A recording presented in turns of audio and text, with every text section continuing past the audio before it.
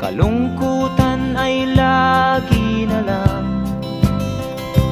kasiyahan ay minsan lang makamtan. O buhay,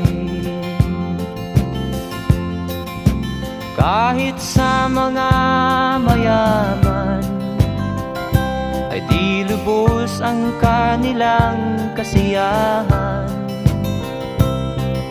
Sa buhay ng mahirap ay gayon din, lalo pat kay dami mong mga utang.